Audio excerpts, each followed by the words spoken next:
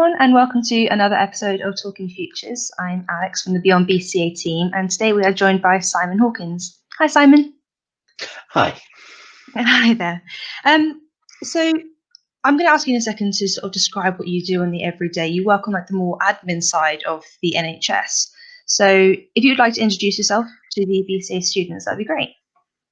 Yeah, so I'm Simon. I'm a contract manager in the NHS. So I'm specifically in the secure mental health side of the NHS. The patch that I cover goes all the way up from Milton Keynes, all the way down to Dorset, so down to kind of Bournemouth way. Secure mental health is probably a little bit different from most mental health services you do encounter. So these are people who may or may not have been convicted of crime, but they are a risk to others. And so while they are still a patient, they still need to be treated as a patient. Actually, the ward they need to be on needs to have a level of security just to make sure that they stay within the ward where they're meant to be. Part of the role as a contract manager. So the way the NHS, at least in England, works is that the government allocates the money to be spent to deliver healthcare. So I work in the team that has the money to pay for these patients to be treated. So the contract is the agreement with the organisations that deliver the care. And so I negotiate that contract, monitor it, and really it's a lot of looking after the performance side, also working with my colleagues in the team who are clinical. I'm not a nurse, I'm not a doctor, so I don't have that background, but I have clinical colleagues who I can look to if I need that. Wow, fantastic. So how did you sort of get into that? Was there any specific job or maybe past experience that helped you get to where you are now? So not really anything specific. So I started in the NHS in an entry-level admin job at the local hospital, the RBH, and really just progressed from there. I had a vague idea as to, I suppose, within 5 years, 10 years, kind of where I wanted to get to.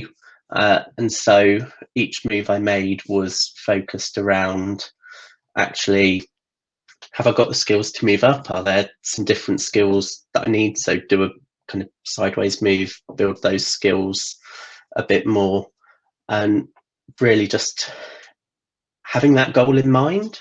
And each step was made towards getting to that goal. And really, probably one of the key things was just I've had some really good managers along the way who have helped encourage me, support me to keep moving on and to not really just, I suppose, sit on my hands and go, actually, I'm happy here. Amazing. So within your role, are there any skills that you think are particularly important for your role or just within the NHS organisation? Yeah, I'm generally within the NHS, being patient and being adaptable are probably the core skills that everybody needs. The NHS is massive. It's 5th largest employer in the world. So actually, if you need to change something, you can't just turn it off one night, turn it on the next day working a different way. So change happens, but it's slow. And so because of that as well, that's where the adaptability comes in. You've got kind of the bounds that you have to stay in, and so you need to work out what you can do within that. Sometimes it can be as simple as, actually, there's no extra money. The NHS, of course, is at the whims of government for how much cash we get. If we're low on money, we need to work out how we can still do what we need to do or add that kind of extra layer. So I suppose that's it for any NHS role. For my roles that I've had, attention to detail is is pretty important. So with contracts, it is both the detail of wording, how you phrase something, making sure everybody understands it, as well as numbers, making sure things add up. Part of what the contract is how much money people get. You need to make sure that actually I've got this pot of money, I can't spend any more than that pot of money, and so just keeping track of that. And then also there's an element of determination that you need. If you are negotiating something with someone, you need to be able to, I suppose, really just, you know what you want, you have to go for it and say, actually, here is the line in the sand. Or if you've got somewhere that isn't doing what they need to, actually you need to have that determination, that strength to go, actually, I know you think you're doing right, but you're really not. Here are the problems. How do we fix it? And it's always with the aim of how do we fix it, but you have to have that determination to get there. Definitely. And I think obviously working with the mental health aspect of the NHS as well, you've got to have certain skills that you possibly will have to be more on top of than maybe other areas of the NHS. Have you found that? Have you found that maybe you have to be like more adaptable, more flexible, maybe more empathetic in certain situations? Yeah, definitely. Generally working in mental health side, actually most of the staff that I work with have that empathetic nature anyway, which helps. But part of my job is every year we visit each of the wards that our patients are at. So there is the contractual, are you doing everything you have to do, tick box exercise.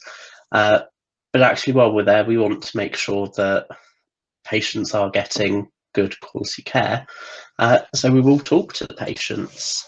And actually, if you are sat in a room with any patient, mental health or otherwise, you need to be able to empathise with them and have that honest conversation. And also not talk like a bureaucrat. It needs to be plain, simple English. Yeah, you got to be human, don't you? Yes. What would you go back and maybe tell your 18-year-old self? We've got a lot of students, for example, who are doing health and social care or early years who are potentially going to be going into the NHS once they leave BCA. Is there anything that you would go back and tell yourself at that age? I suppose really it is just get in the door, kind of get that first job, get in there and keep looking forward. And there will be setbacks. Absolutely. You will find you've got a colleague who is just particularly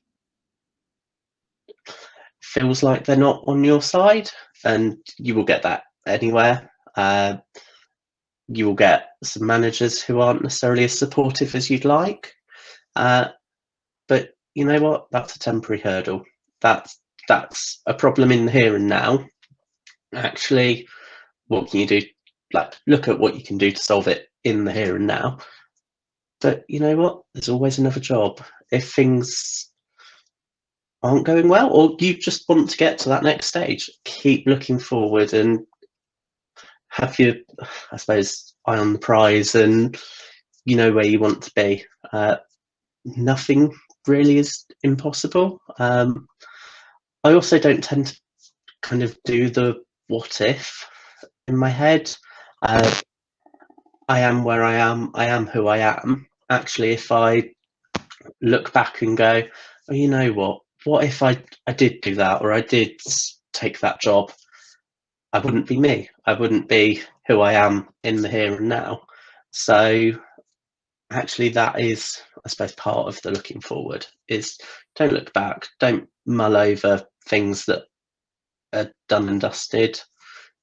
Just be who you are and who you want to be. Yeah, definitely. That's fantastic advice. And we always say to students, you learn as much from maybe a bad experience within a job as much as you do in a good experience, and especially learning from like managers. We say that quite frequently to our staff and to our students. So that's great advice. Yeah, no, absolutely. And I have had bad managers, and a part of having had a bad manager is you learn how to deal with that. And even when you move on to the next job and you've got a good manager, actually I've improved my communication skills. I've got that level of confidence from having had that bad situation, and it has helped me to improve. Yeah, definitely. It shaped you in a different way. Yeah. My final question, which we ask to all of our interviewees, is what would be your biggest tip for perhaps a BCA student, as we say, who might be joining the NHS, who might want to follow in your footsteps? What would be your biggest tip for them? Yeah, so I suppose on my journey, I didn't go to uni. 17, 18, I knew that actually if I'd gone to uni, I didn't have the drive to push myself to do the coursework, to do what was needed to get the degree. So actually I knew if I'd have gone, I'd have wasted however many thousands of pounds and a couple of years.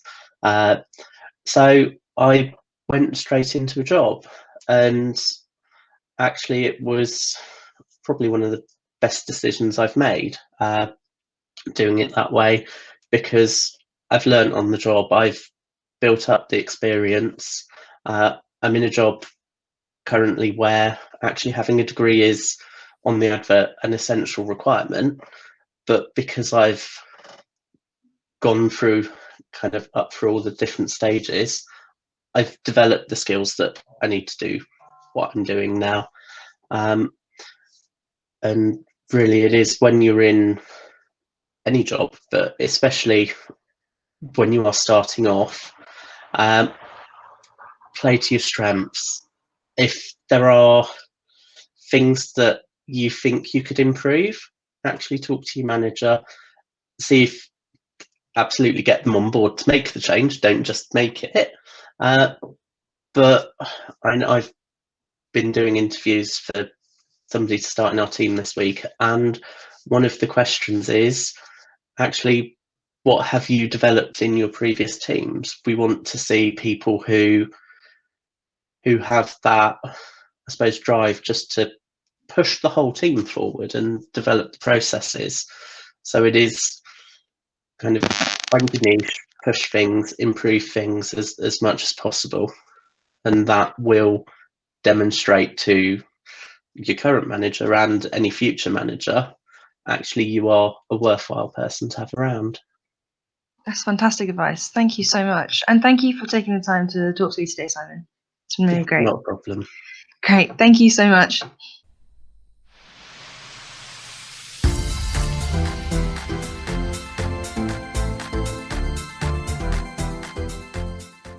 Thanks for listening to this week's episode of Talking Futures, the video podcast that talks to different professionals from different industries.